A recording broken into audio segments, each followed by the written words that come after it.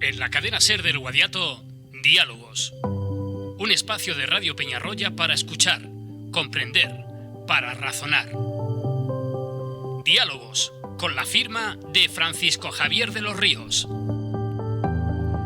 Inicio de la semana en el Hoy por Hoy, como cada lunes, nuestro profesor de los Ríos, Francisco Javier, pues visita los estudios de la cadena SER y además hoy, para retomar un tema. Nos quedamos con un muy buen sabor de boca, profesor de los Ríos, ¿qué tal? Buenos días. Hola, buenos días. En la última visita de nuestra ilustre paisana Azahara Mesa Jurado, y quedaban un montón de temas pendientes y hemos creído conveniente retomar donde lo dejamos ese programa y continuar y completarlo. Esperemos que no dé tiempo, que me da a mí que no, pero bueno, por lo menos en 2 programas vamos a tener una idea mucho más clara de sí, todo. La verdad es que el programa que hicimos nos centramos prácticamente en las labores de responsabilidad y en la línea de investigación no entramos en absoluto, y es en lo que más me gusta, porque el sentido de este programa es divulgar ciencia principalmente, ¿no?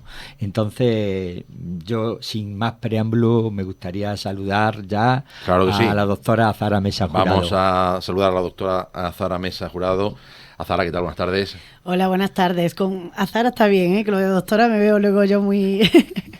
Muchas gracias por este segundo programa. Para mí fue un honor volver a estar con vamos vosotros. a hablar de esa línea de investigación, que si no luego el profesor de los Ríos me riñe. Vamos a hablar de la línea de investigación, porque al final esto es un programa de divulgación científica y tenemos que conocer la línea de investigación.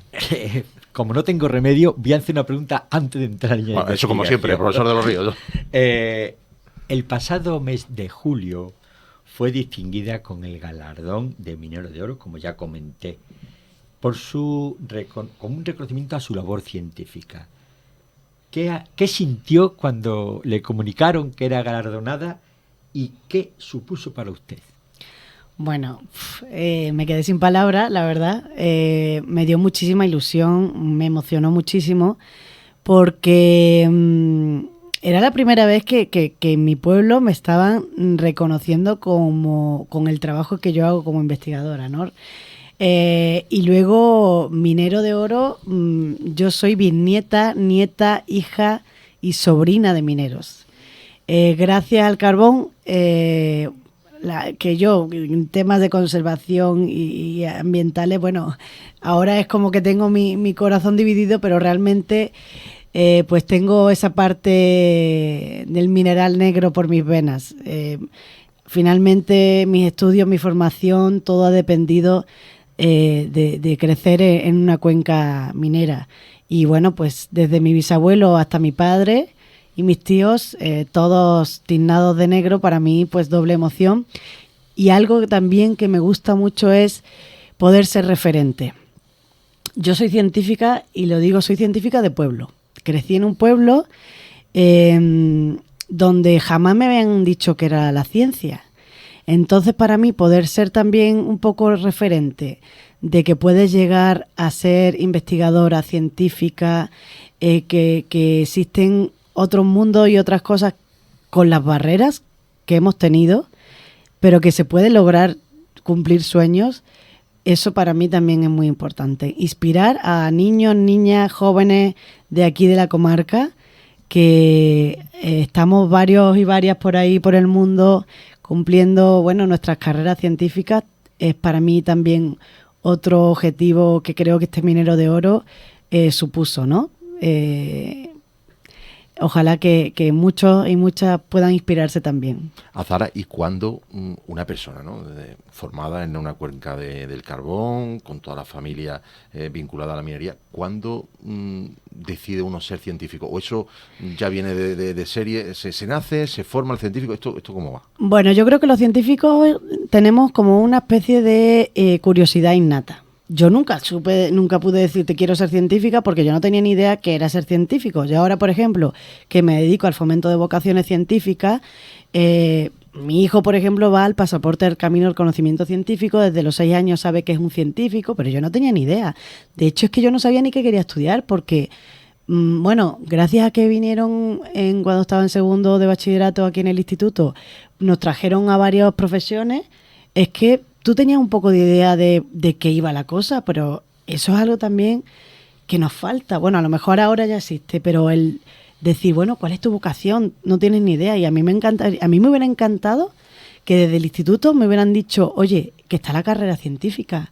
Y a lo mejor yo me hubiera buscado o que me hubieran dicho, puedes tener también esta formación por aquí. No sé, es que fue algo dando como que te va llevando la vida. Luego en la universidad te ofrecen, oye, mira, que te vemos potencial para que hagas el doctorado.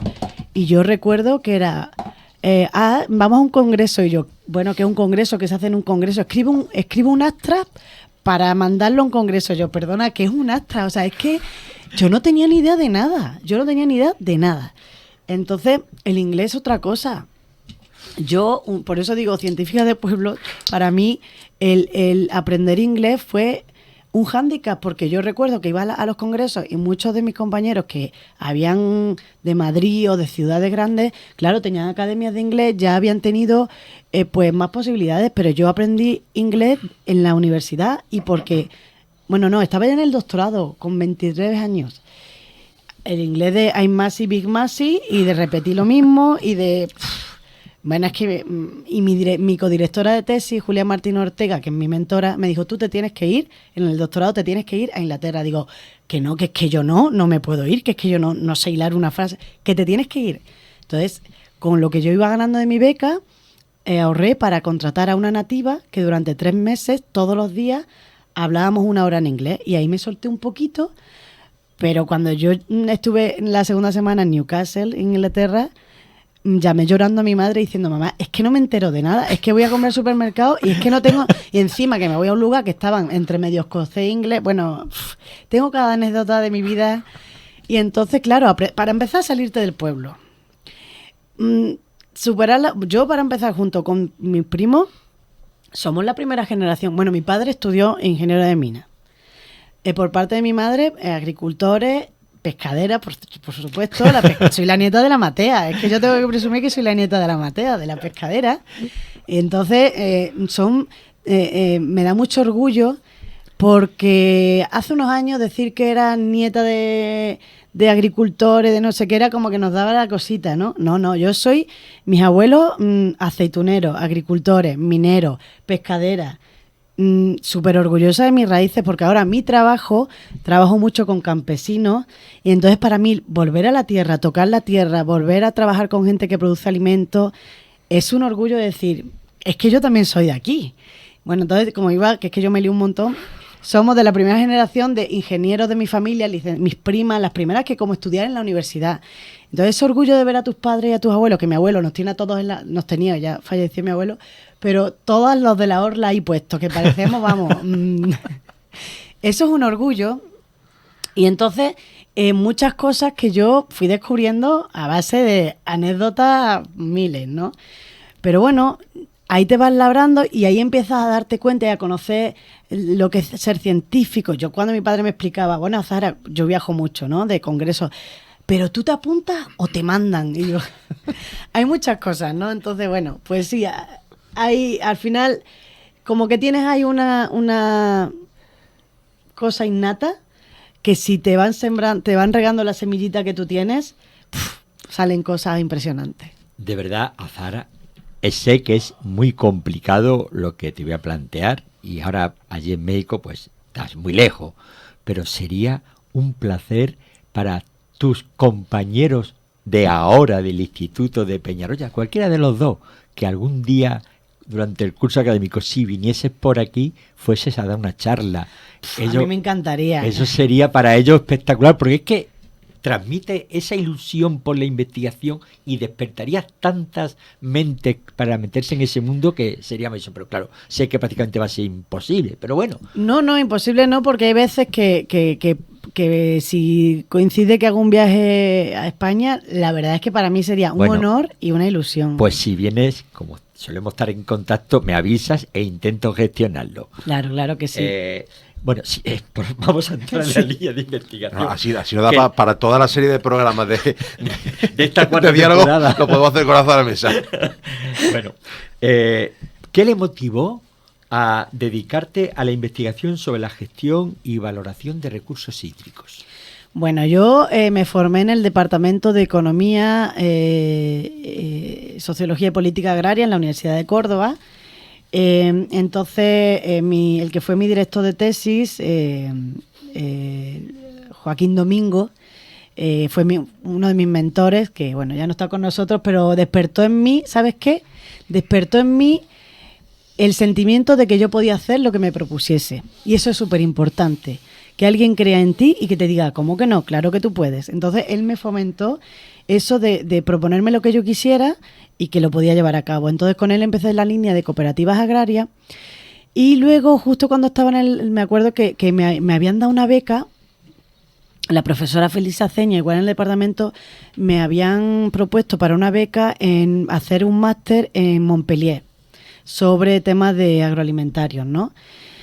Pero yo, como tenía en la cabeza, no sabía realmente todo el potencial que tenía eso, era como bueno, sí, me iba a ir la cosa es que al final no me dieron una beca completa, me dieron la mitad, entonces desistí de eso, ¿no? Pero bueno, me ofrecieron entonces, yo ya había hecho un máster en la Universidad de Valencia sobre cooperativismo agrario y me ofrecieron, me llamó Joaquín Domingo, me dijo, ya Zara, están buscando una persona para llevar a cabo una investigación de doctorado en temas de comunidades de regantes. Y yo, pero bueno, ¿cómo voy a saltar del cooperativismo al agua?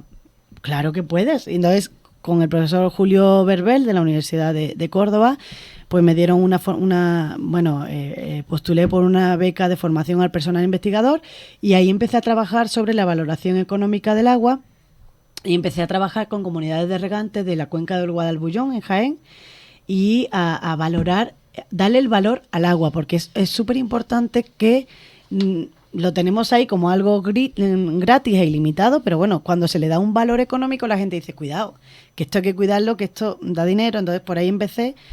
Y luego, ya trabajando más en México, me fui del río Guadalquivir, en la cuenca del Guadalquivir, con temas de sequía, a la cuenca del Grijalba y el Usumacinta, que son dos de las cuencas más importantes de México, donde se produce el 30% del agua dulce de todo el país. O sea, un lugar donde nos inundamos. Entonces, pasé a contextos distintos, pero sigo trabajando con temas de agua y esa relación que tenemos con la naturaleza, que es tan importante. Sí. Déjame, profesor, porque me lo has puesto votando, el tema de los recursos hídricos, el tema del agua. Hemos pasado un veranito complicado, varios meses sin agua potable. Doctora Zara Mesa, ¿esto se puede prever? El tema del agua, el tema de la gestión de los recursos hídricos, ¿esto puede haber unas previsiones? ¿Se puede hacer de alguna forma para que no nos pase lo que nos ha pasado durante este verano, que lo hemos pasado bastante mal? A ver, yo recuerdo el verano del 94-95... cuando tuvimos una sequía que teníamos 2 horas de agua al día. Nos lo arregló una tormenta, profesora. Claro, pero yo era chica y yo recuerdo que llenábamos garrafas, porque es que no teníamos agua, ya déjate para ducharte, era 2 horas de agua al día. Es que tenemos que aprender de lo que pasó, es que tenemos que empezar a tomar, por la parte de gestión de riegos, de cultivos y demás, ya se está haciendo mucho en temas de modernización de riegos. Pero también nosotros tenemos que empezar a cuidar. Es que no podemos, o sea, hay un tema aparte y eso podemos 3 programas. Pero nosotros, yo me voy a ir al papel como ciudadanos, porque el tema, siempre queremos descargar toda la responsabilidad en los gobiernos y en los que la tiene, mucho. Pero nosotros de nuestro lado, ¿qué hacemos? Seguimos... creo que no aprendimos de lo que nos pasó, hemos seguido derrochando agua, no utilizamos medidas de ahorro de agua, está el tema de utilización de aguas grises, por ejemplo, tú utilizas la lavadora, oye, pues mira, ese agua si la puedes utilizar luego para el váter, o sea, es que tenemos que empezar a cambiar el chip de que el agua va a ser siempre abundante, porque esto que está pasando va a ser cada vez más severo y va a ser cada vez más frecuente. Entonces, desde todos los ámbitos tenemos que empezar a valorar más el agua, empezar a utilizar técnicas de reutilización de agua, captura de agua de lluvia cuando llueva, porque ahora ya, a toro pasado, es que todos somos expertos ahora mismo en sequía. Pero es un tema muy complicado. Y en el tema de que tenemos de cambio global, cuando digo cambio global no solamente estoy hablando de cambio climático, que es una cosa. Cambio global implica patrones de consumo. ¿Qué patrones de consumo tenemos? Tenemos patrones de consumo indiscriminados con los recursos naturales. el consumismo que tenemos. Antes, ¿cuántas veces lavábamos el coche? Ahora mismo estamos lavando el coche. O sea, yo me acuerdo que mi madre con un cubo lavaba el coche. Ahora estamos... O sea, es que hemos cambiado de una forma que teníamos mucho más consciente. Bueno, es que yo creo que la generación de nuestros padres, mi padre y mi abuelo, iban por cántaros de agua a la fuente. Claro que ese agua se cuidaba muchísimo. Como nos acostumbramos a abrir la llave y a tener todo el agua que queríamos, dejamos de cuidarla. Entonces, yo me voy a ir por la parte del ciudadano, porque la parte política es demasiado compleja, pero que si nosotros no empezamos a cambiar nuestros patrones de consumo, de agua, de ropa, de alimentos, la cosa no se va a poner negra, se va a poner el color del carbón, lo vamos a ver, pero a nivel de todo. Entonces, me quedo con eso, con que todos desde nuestra trinchera tenemos que empezar a cambiar la forma de consumir y vivir que tenemos. Sí, es evidente que aquí hay dos variables a tener en cuenta. Por un lado, hay que replantearse cómo aumentar los recursos hídricos y por otro lado, el reducir el consumo. Como bien ha dicho Azahara, estamos en un cambio global donde ya prácticamente muchos ciudadanos pensamos, y me voy a meter incluso yo, que el agua es infinita y no lo es. Hay un proverbio hindú que a mí me gusta, que lo dicen del medio ambiente o de la tierra, no me acuerdo de qué era, que decía, y que el agua se puede trasladar perfectamente, que la tierra no es una herencia de nuestros padres, es un préstamo de nuestros hijos. Y como tal, si te prestan algo, tenemos que devolvérsela como mínimo igual que nos la han dejado. Y lamentablemente estamos dejando una situación de la tierra nada halagüeña para las generaciones futuras. Pienso que es tan potente y maravillosa la naturaleza que aunque se diga que estamos ya casi sin retorno, si se hacen medidas adecuadas, se puede volver a una situación mucho más favorable. Y entrando en este tema de necesidades, has comentado algo. ¿Hay que cambiar el modelo de agricultura? ¿Hay que tender más a una agricultura autóctona y no sembrar cosas que no son de la tierra y que consumen mucha más agua? No sé, ¿qué me opinas sobre eso? Bueno, uno de mis proyectos se llama Cocina Colaboratorio y ahí el objetivo de este proyecto es redirigir los sistemas alimentarios hacia rutas más sustentables, más resilientes y más justas. Eso lo trabajamos en 3 zonas del país, en Chiapas, que es más tropical, Oaxaca, más de valles centrales, donde tienen problemas de sequía, y Xochimilco, que tiene uno de los sistemas de agricultura prehispánicos basados en chinampas. Y justamente uno de los ejes de ese proyecto, bueno, lo centramos todo en la cocina, porque finalmente la cocina conecta el campo con lo que producimos, cómo lo cocinamos, cómo lo consumimos y qué hacemos con los desechos que salen, ¿no? La cocina conecta todo. Y bueno, estamos nosotros potenciando el tema de los conocimientos tradicionales. Nosotros estábamos, que voy mezclando un poco, pero mi línea de investigación es estudiar un poco la relación ser humano-naturaleza y la conexión que tenemos con la naturaleza. ¿Qué está ocurriendo? Nos estamos desconectando de la naturaleza. Hay mucho, o sea, esa desconexión empieza a romper muchos valores que teníamos de protección y de vivir con la naturaleza y en la naturaleza. No solo vivir de la naturaleza. Cuando vivimos de la naturaleza la vemos como extraemos todo lo que podemos. Cuando vivimos en la naturaleza y con la naturaleza empezamos a tener otras relaciones más amigables, más de convivencia, de decir, bueno, es que somos todos parte de. Y ahí nosotros estamos trabajando mucho con temas de agroecología, porque tú has tocado un tema muy importante. Hablamos mucho del agua, pero el suelo lo estamos agotando. Y el suelo, cuando agotemos el suelo, vamos a tener problemas. Ya estamos agotando las fuentes de fósforo. El fósforo no se renueva, ¿no? Entonces, las fuentes de fósforo a nivel planetario están empezando a llegar a límites muy fuertes, ¿no? Están los límites planetarios de la Tierra y ahí nos hablan del nitrógeno, del fósforo. Estamos empezando a sobrepasar los límites planetarios de la Tierra. ¿Qué son estos límites? Son unos límites que que nos permiten vivir bien, sobrevivir en el planeta. Bueno, pues hay muchos de esos que los estamos ya pasando. Entre ellos, el de la biodiversidad. ¿No? Estamos reduciendo totalmente la biodiversidad y hay muchas de esas especies que no conocemos y que están en el suelo y que nos ayudan a tener la agricultura. Y como todo eso está metido en una caja marrón que no vemos, pues la estamos agotando. Entonces, los modelos de agricultura, agroecología, conocimientos tradicionales, cultivos adaptados a las zonas que no requieran tanto requerimiento hídrico. Tenemos que reconvertirnos, tenemos que adaptarnos a lo que hay. Sí. De hecho hay países, por ejemplo Suecia, que ya han prohibido, por ejemplo, el cultivo de aguacate, porque es una fruta que necesita mucha agua, no es autóctona del país, evidentemente, y nosotros aquí volvemos a lo mismo, vamos con retraso. Sí. España todavía no tiene ese cambio de modelo y volver a lo que siempre se ha consumido en España. Es que, a ver, tenemos que consumir lo local, porque, a ver, el aguacate, os voy a decir una cosa, está de moda el aguacate, los nutriólogos, come 3 veces al día aguacate.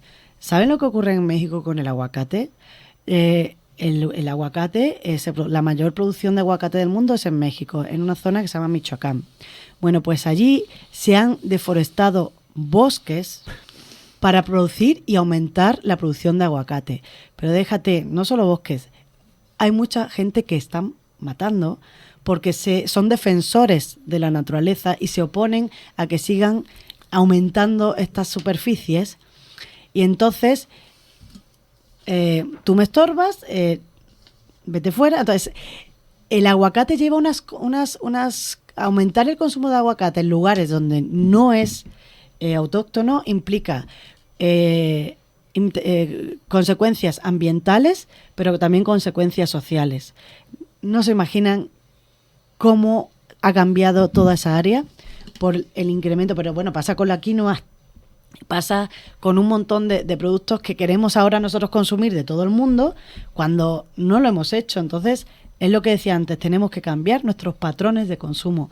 Si no, no hay forma. Pero es que, claro, llegas a un supermercado y hay sandía todo el año, melón todo el año, fresa todo el año. Pero, señores, si es que antes la sandía y el melón era de verano. De verano, nunca la fresa había... de primavera, la cereza de verano, o sea... Es que, perdona, mira, me están viniendo a la mente el transcurso de este diálogo a otros dialogantes que hemos tenido y recuerdo perfectamente la temporada pasada al doctor Fernández Rubio, uno de los más inminentes, es ingeniero de mina, pero hidrogeólogo, y ha comentado a Zahara el problema de que corre en peligro si alguien va contra algo. Este señor estaba por el Amazonas, trabajando en zona minera, y iba con guardaespaldas y con chaleco antibalas, porque él aboga por una minería sostenible y había muchas explotaciones